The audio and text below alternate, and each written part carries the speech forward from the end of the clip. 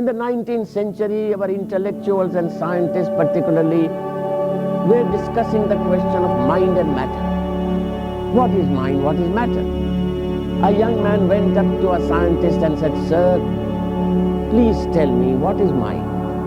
And this professor said, "It does not matter." The young man said to the professor, "Sir, what is matter?" And the professor said, "Never mind." Mind and matter were subjects of great controversy. But that is not so the case today. Today, thanks to the advancement of science, mind and matter are no longer regarded as two dual opposite aspects. Mind is affecting the matter. Matter is affecting the mind. There is a close relationship. And therefore, many of the problems at the level of the matter can be solved, not merely by dealing with matter, but also understanding the impact of the mind on matter. Mind has tremendous impact. And with that impact, much of the physical part of our life, the material part of our life, can be changed and changed for the better. This is more and more becoming recognized because mind and matter, although too different, are closely interrelated. Why should we meditate? I raise this first question. Why should we meditate? We must meditate because there are any number of problems in our life to which we have no solution whatsoever. There was a great novelist in modern times who said that while man can fly like birds in the air, he can swim like fishes in the air, he does not know how to live decently on earth. We can fly, we have faster and faster aeroplanes. We can swim, but our life on earth is very, very miserable. Not able to live together. We are unable to get on with each other.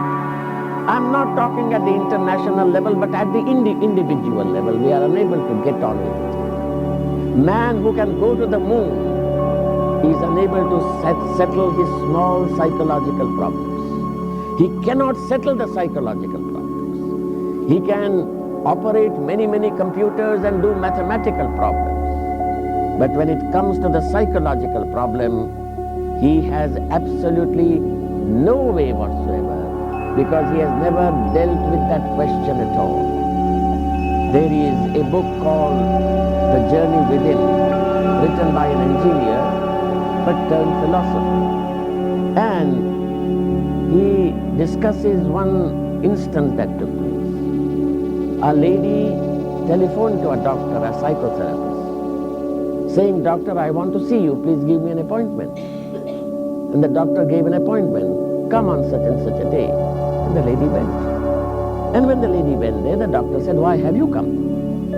Why have you come to a psychotherapist? We know that you and your husband are happily wed. There has been never a quarrel between you. You have never spoken with raised voices with each other. Why have you come?" And the lady said, "Doctor, you are right. We have never spoken with raised voices with each other. There has been no quarrel amongst us." But the lady said, "Doctor, I have come here to ask you one question. And my question is, am I living with a husband or am I living with a computer? Am I living with a husband or am I living with a computer?" Our life is becoming more and more like a computer. The quality of the heart, the quality of love, the quality of affection, the quality that we call the emotional quality seems to be disappearing. So that we are in this mechanistic age becoming more and more like machines. And that is why that mechanistic approach does not enable us to find solutions to the deep psychological problems of life. If I'm aware of it, and I should be aware of it, because all over the world there is suffering, there is sorrow, there are suicides, there are frustrations, there are psychosomatic illnesses. Man is frantically in search of health, goes to this healing device and that healing device. Why?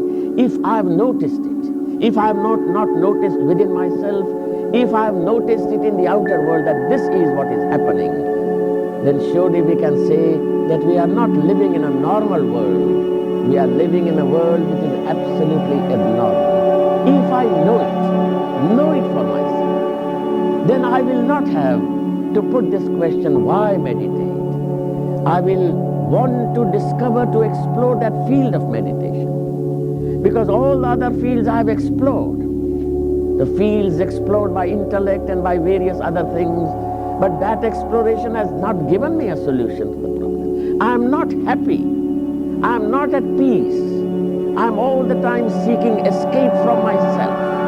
If I realize this, then I do not think it is necessary for one to discuss this question, why meditate at all? What is meditation?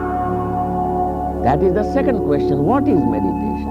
Meditation is the exploration of the consciousness of man. This consciousness is a secret.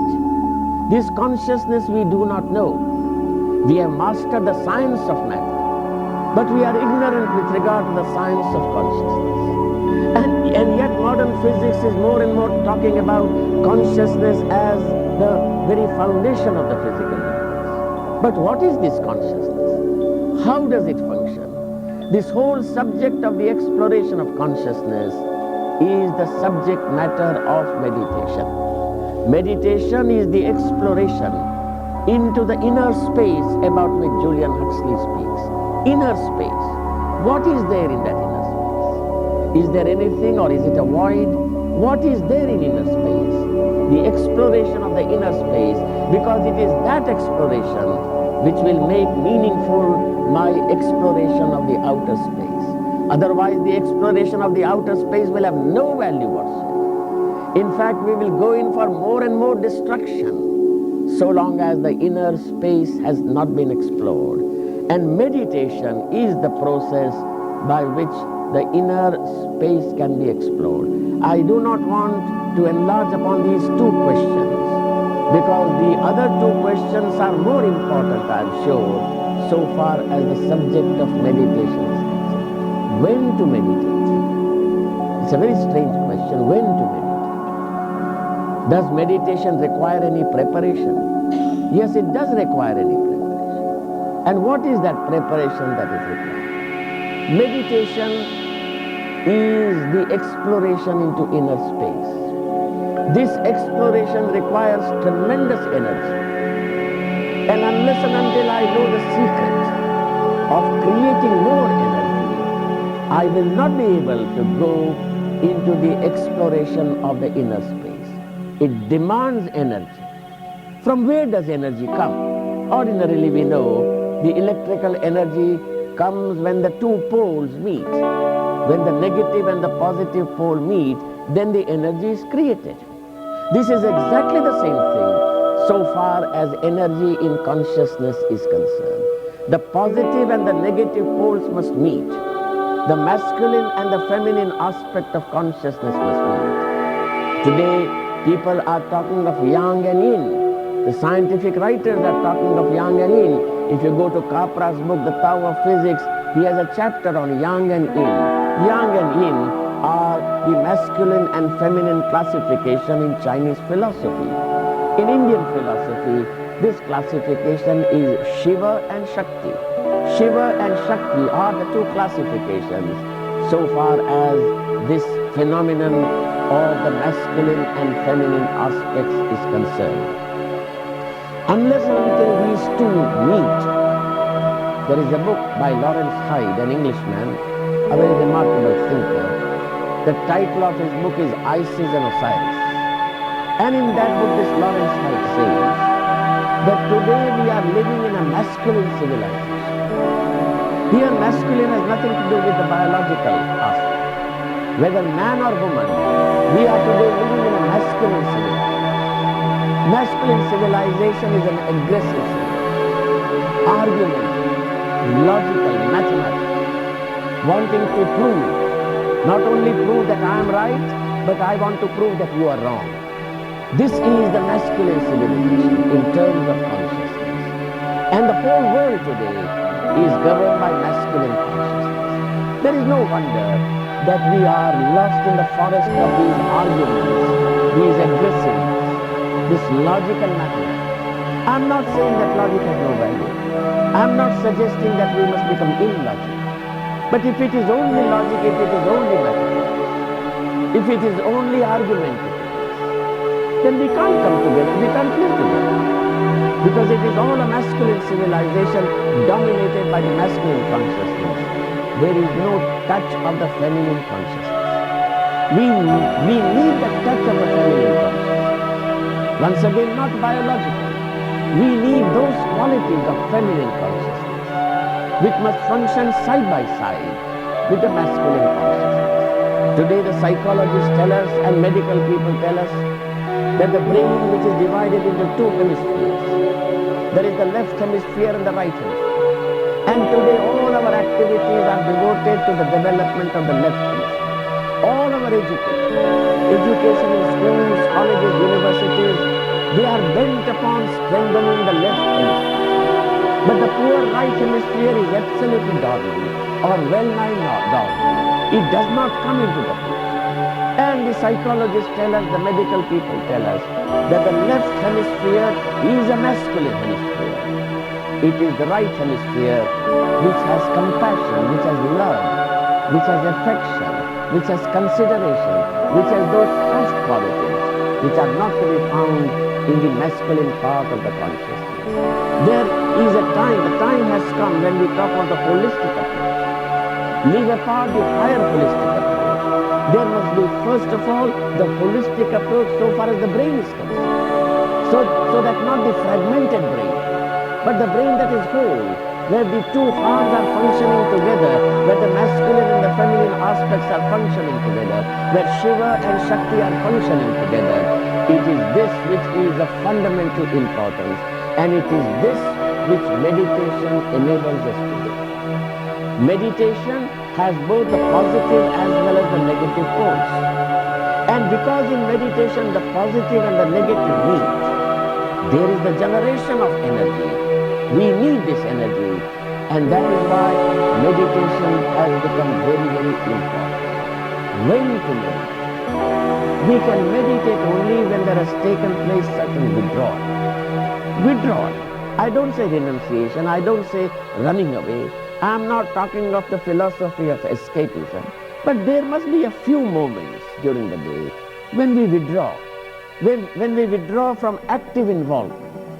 Just go within ourselves. Even if we can't go up to the center, at least there is the withdrawal process. This withdrawal process is very, very necessary. Arnold Toynbee, who was one of the greatest historians of our time, he has written 6 volumes of human history. If you turn to the 6th volume, the last volume, Arnold Toynbee says that whenever there are critical periods in history, he says, I have seen a particular phenomenon invariably coming up.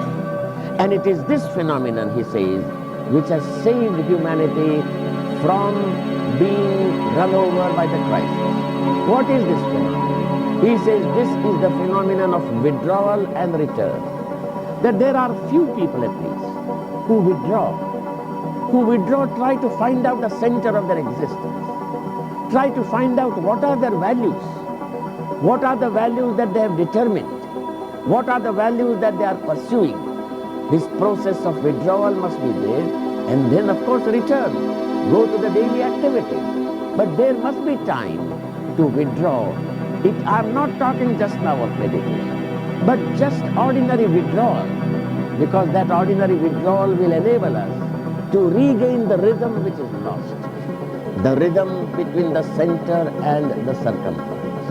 But you will say, how does meditation help us to create energy?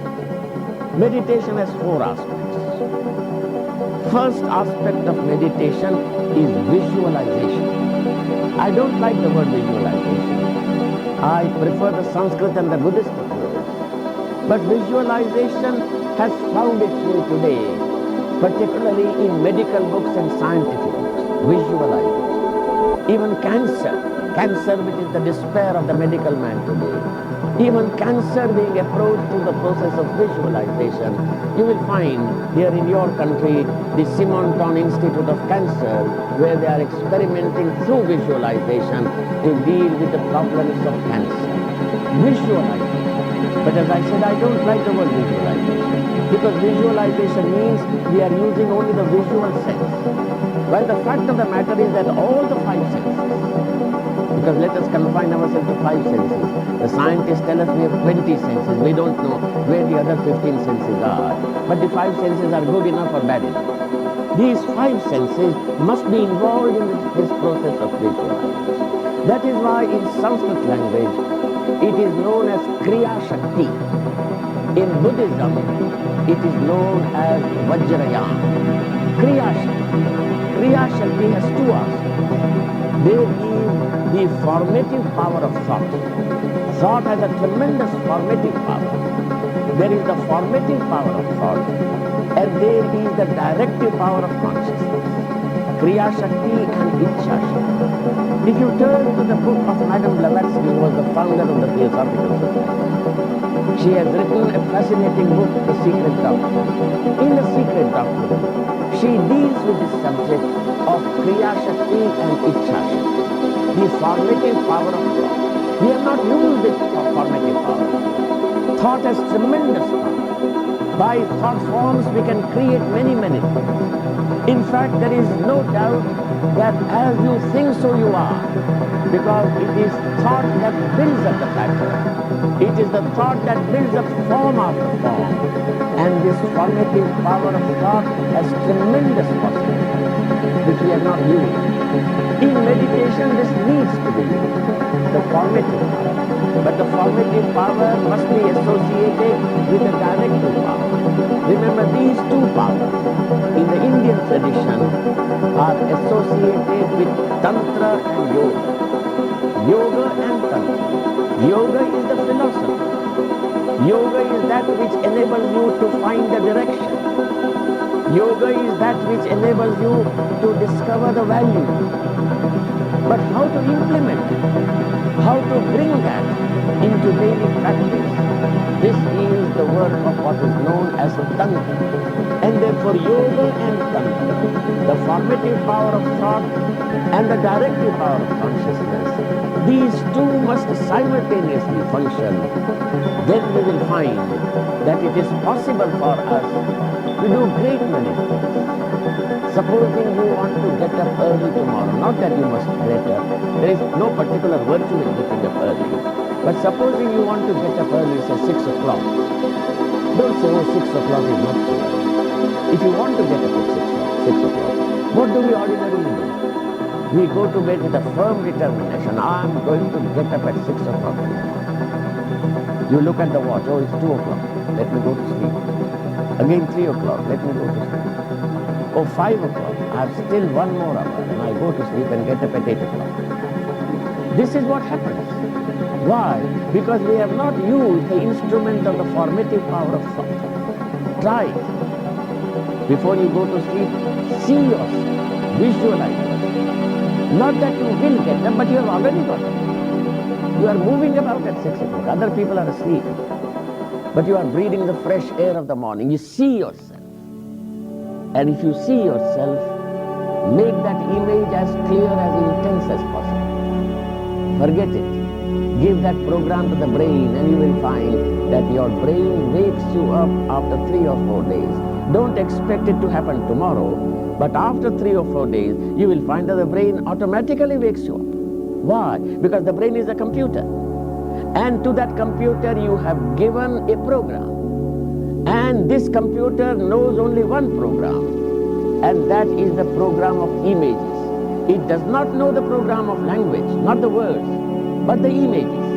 If your visualization is clear and intense, then you can bring about changes in the pattern of your life, whatever may be the pattern. You can change it without any struggle whatsoever, because you have programmed your brain computer well and left that program with the brain, not meddle with it.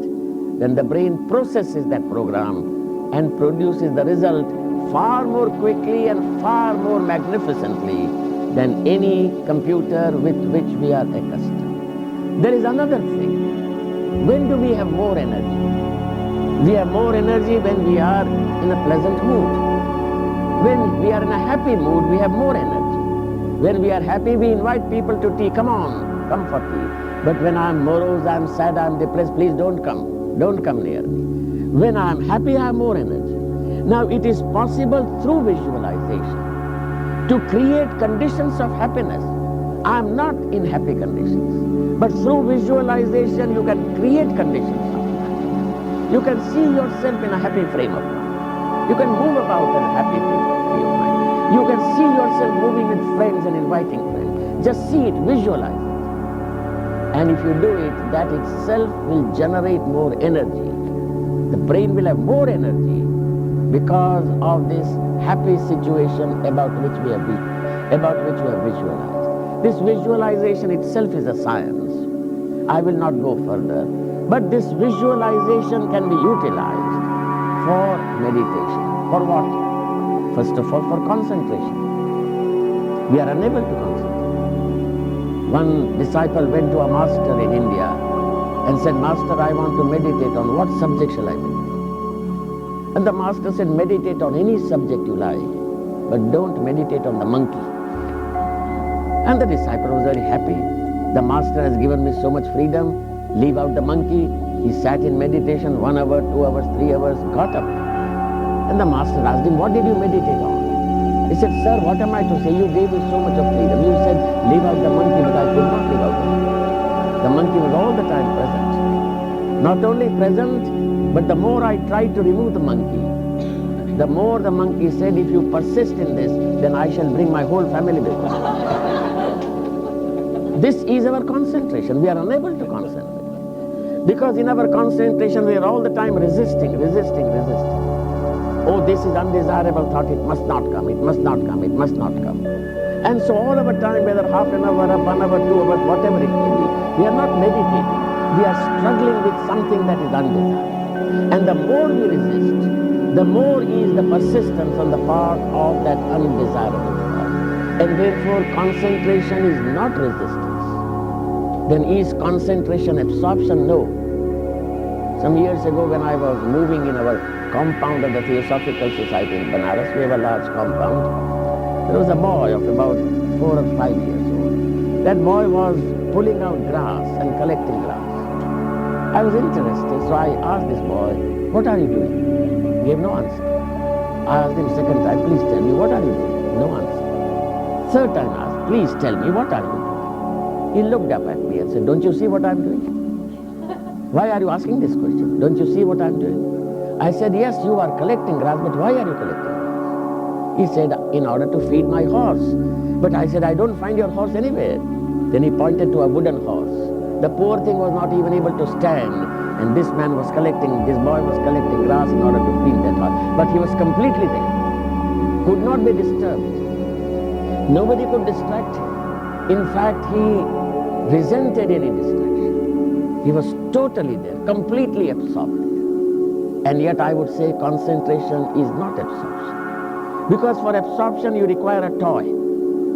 So long as the boy had a toy, the boy was absorbed. If you take away the toy, then the boy would be beside itself. Similarly, you and I, the elder people, also require toys. It may be the toy in the form of a mantra. It may be image. It may be a sentence. It may be a room. It may be something. So long as I have these toys, I can concentrate. It is no concentration at all. In fact, one of the beautiful definitions of meditation and concentration that is given in one of the Hindu books is Drashyam vina sthira drashti manascha alambanam vina. This verse says that I have nothing to see, and yet my perception is absolutely clear, stable, steady. I have nothing to see. If I have to see something, I can understand because I am interested in something, and therefore the perception is steady. But nothing to see, and yet the perception is steady. And then it says that the mind requires no support whatsoever.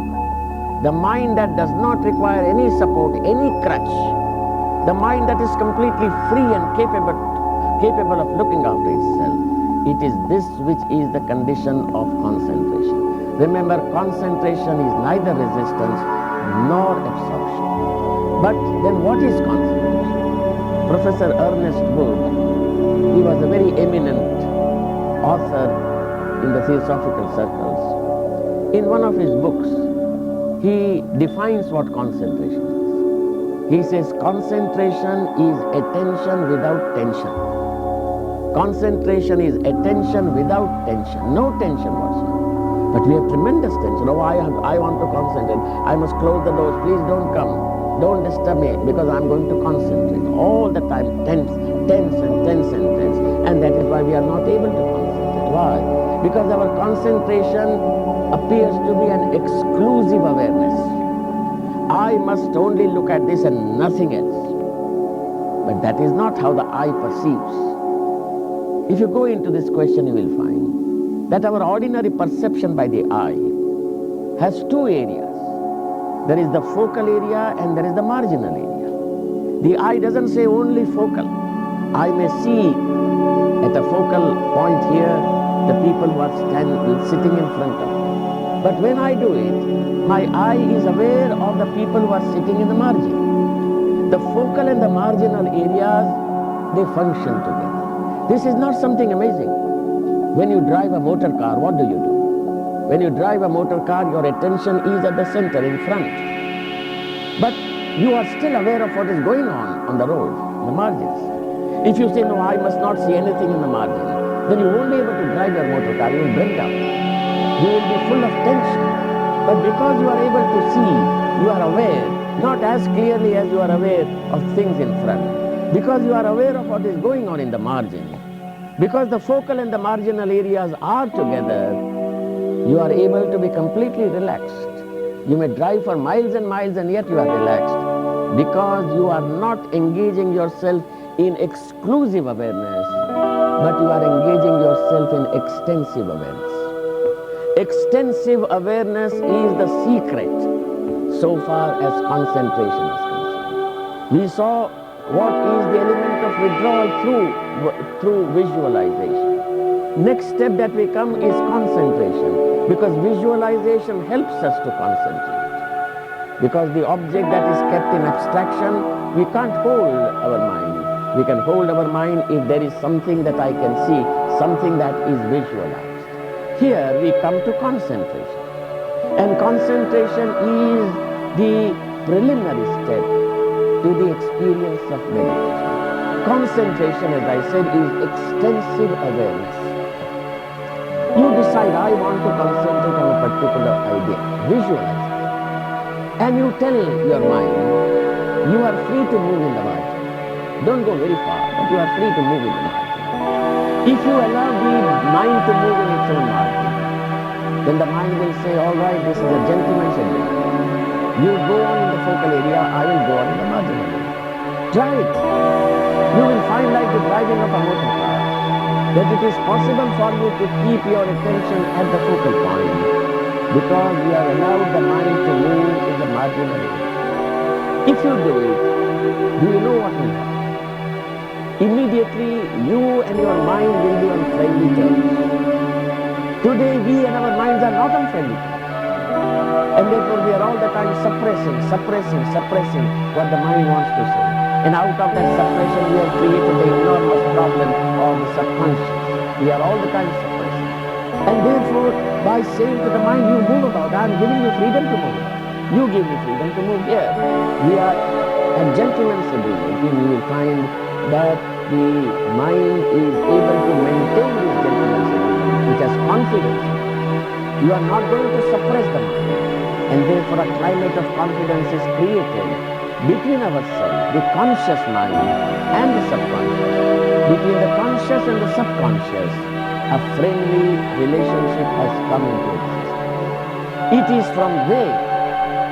That is why I said when to meditate. When you have done visualization, when you have done this extensive awareness of concentration, then you will be able to come to the experience of what meditation is.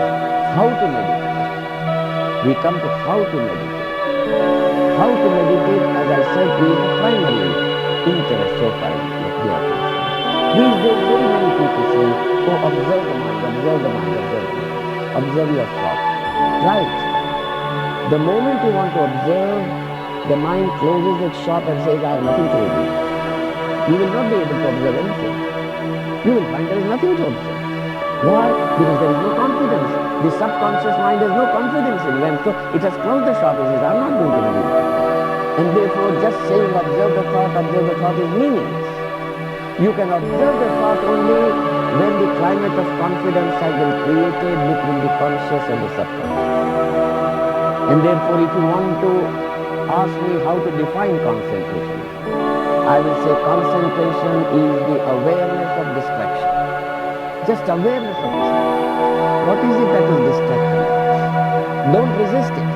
Because the moment you resist distraction, it will become a disturbance. And therefore, to be aware of distraction is concentration. If you have done that, then you come to meditation. What is meditation?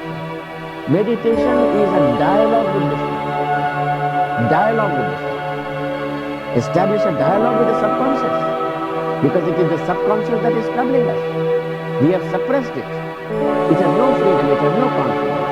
Now through extensive awareness, a confidence has been created. And therefore the conscious mind can start a dialogue with the subconscious. And the subconscious will speak now, because it has confidence. It will reveal.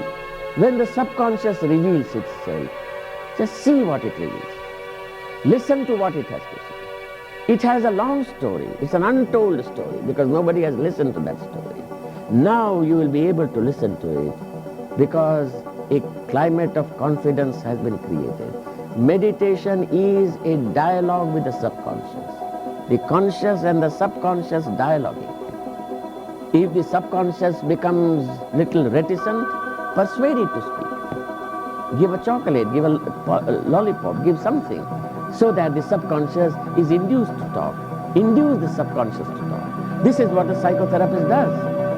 If you go to a real good psychotherapist, the psychotherapist will say, if we can make our patient talk, 75 to 80% of our work is done. This is exactly the case. If you can make your subconscious to talk, it will not talk so long as there is no extensive awareness.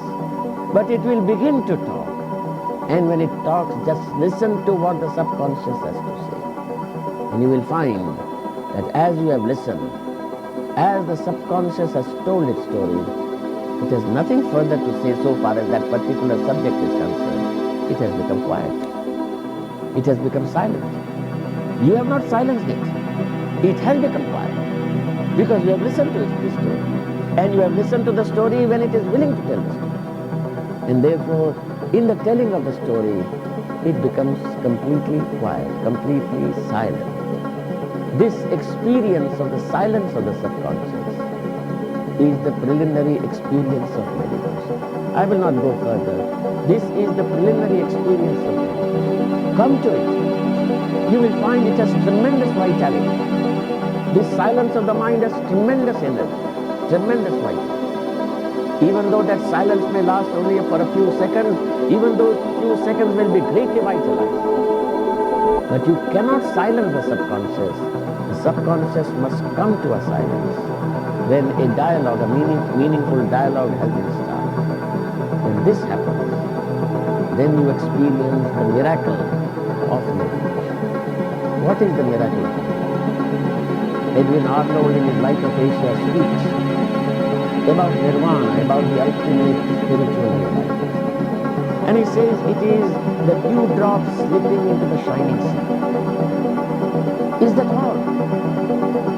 This seems to be completely negative. So far the mind has come to a negation by a totality of silence. Silence is negation, and it has moved to the process of negation.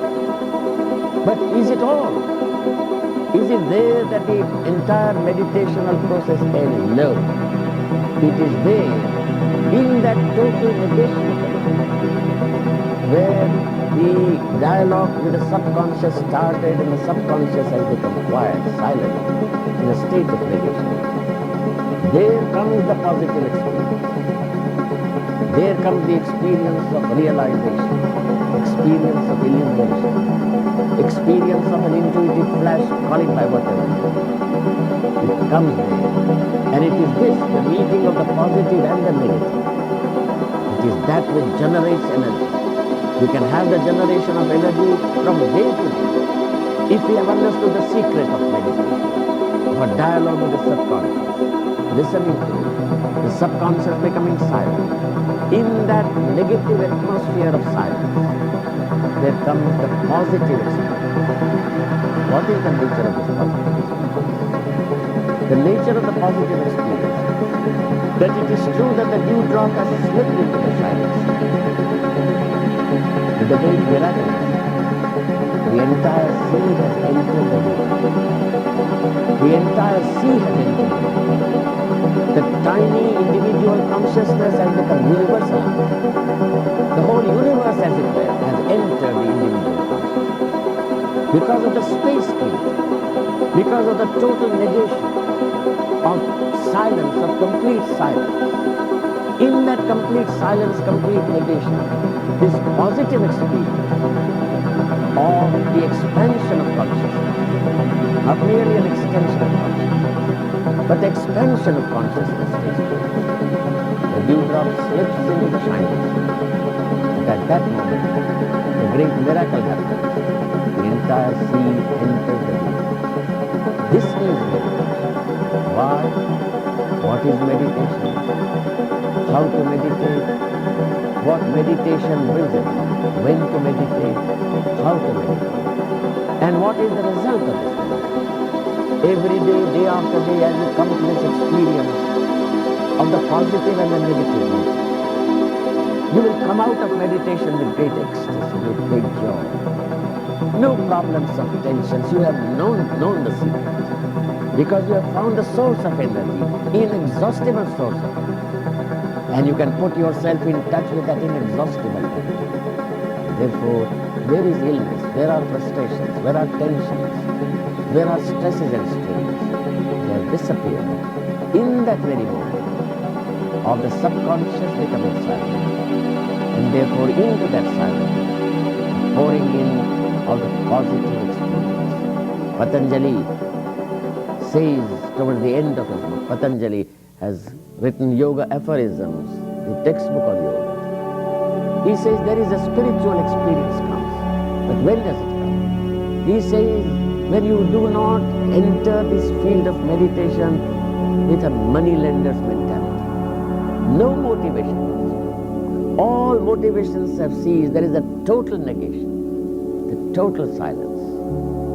When that total silence is achieved, then he says there takes place the bursting of the cloud of benediction. The grace comes, prasada comes, benediction comes. In the light and in the strength of that benediction, all the problems are resolved. I can go to that fountainhead of inspiration whenever I like, because I have understood the secret so far as meditation is concerned. I suggest this is necessary. We have only touched upon this subject very briefly, but this is necessary. If you and I are to be healthy people, sane people, intelligent people, looking at life's problems in an intelligent manner, then we must find out this path of meditation. Because it is along this path of meditation that we shall find the great miracle happening. The entire sea enters the tiny dewdrop. The tiny individual consciousness has become vast. It has become universal consciousness. It has become cosmic consciousness. This is meditation, very, very necessary, imperative today, if we are to find our roots, our centers, and establish the rhythm between the center and the circumference. This is the way, the only way where you don't have to depend upon it. You can stand on your own feet. You don't require any guru to help you. You can do this whenever you like. In your homes, you can do it.